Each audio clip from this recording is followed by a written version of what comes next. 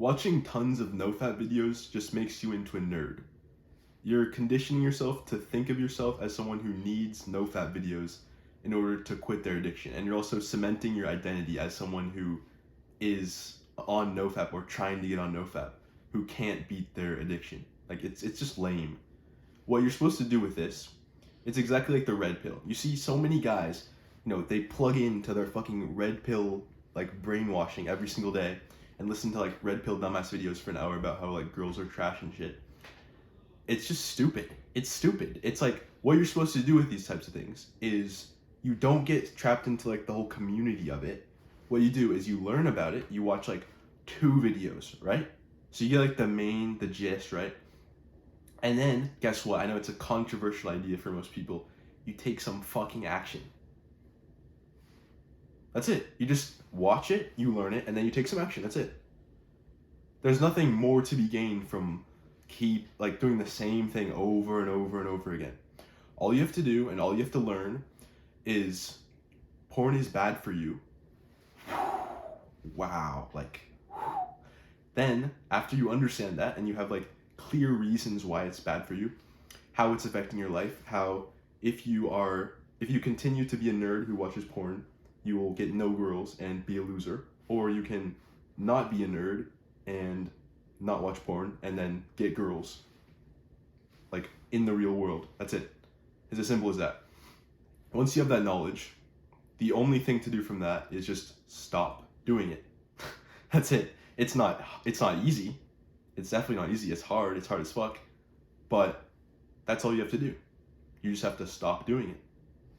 And yeah, I definitely struggled with this in the past. I think I got a little bit lucky because like the age when I started like wanking and stuff, I think I was like 15 or whatever, which is like still young, but it's not terrible. Like some dudes start when they're like 12 years old or some shit. And like the earlier you start, the worse it is. So it's just lucky in that sense.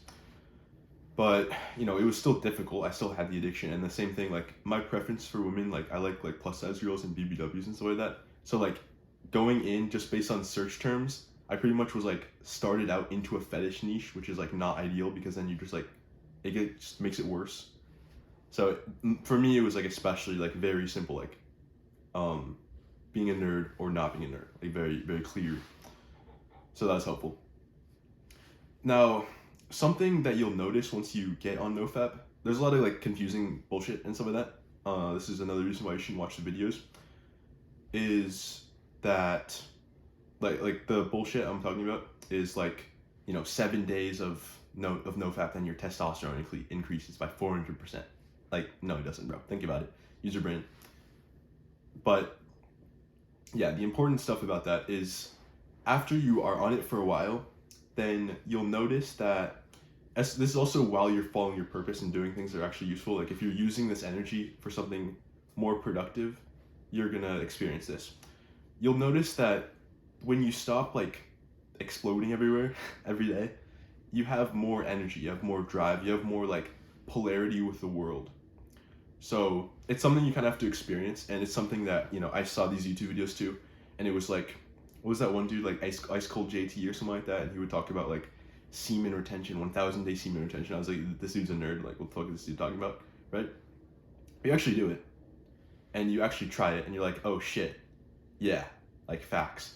You get way more polarity with the world, way more like drive on your purpose and stuff like that, and it's just better. It's just something you have to experience. The next thing I wanted to talk about is desire. So a lot of dudes like this is kind of why the porn stuff is an issue, because like you get the desire, you get like sexual desire, which is normal, and then the natural thing is like just to fucking explode and like waste it like a fucking monkey, right? Like who else just follows their desires? Fucking houseflies and rapists. Like, why would you want to do that? You're supposed to have your desires and then figure out what's the best like way to express them. We're supposed to be like mature. That's like a good thing to try out. So you have the desire there. You can either just like spur it out and be a nerd, or you can use it and learn to like cycle it through your body. So cycling through your body is important. That's where you basically, this is like something you should read in The Way of the Superior Man by David Deida. He probably explains it better than me. But basically, you take a deep breath and you breathe in and you imagine like the energy in your body kind of like circling like this, like down through an inhale and then out through an exhale. And you can, it sounds like wishy-washy mumbo jumbo. If you do it, it actually works. The same thing as like a ton of this stuff. If you imagine, let's say like take your finger, your right finger, right? Just hold your right finger up, okay?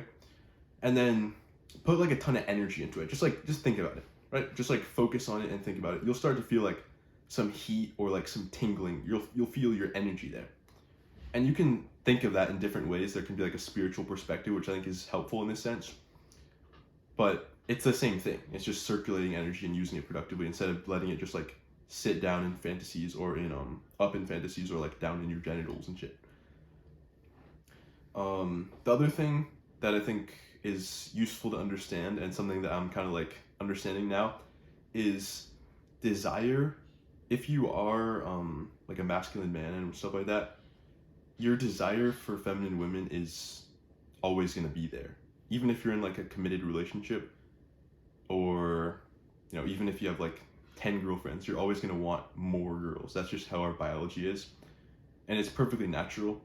But it's just something like interesting that you can kind of just like take a step back from and just observe and not necessarily, you don't have to act on it. You could act on it, it's fine, but like just something to think about. So yeah, if you are struggling with that stuff, like nofap and stuff like that, just know it is difficult. I've been there. It sucks. You feel like can I even do this? You know what I mean? Like a lot of doubts and stuff like that. But all it is literally, like I said, just taking action. I was being a little bit of a dick earlier, but it just is annoying because it's like, why the fuck would you do that? You just do your best to stop, right? And you try your absolute best to say, this is going to be the time. I'm not going to do it. You're vowed. You have your reasons, everything. You have your plan. You do it, and then you fuck up. In a week, you're back there again, right? And the same thing. All you have to do is just never quit and keep this exact same thing over and over again. Same reasons, or change your reasons, make it, you know, better, whatever, and try again, and try again, and try again, and try again. And it'll be 1 week, relapse, 1 day, relapse, 2 weeks, then 3 weeks, then 2 days, 1 day, blah, blah, blah.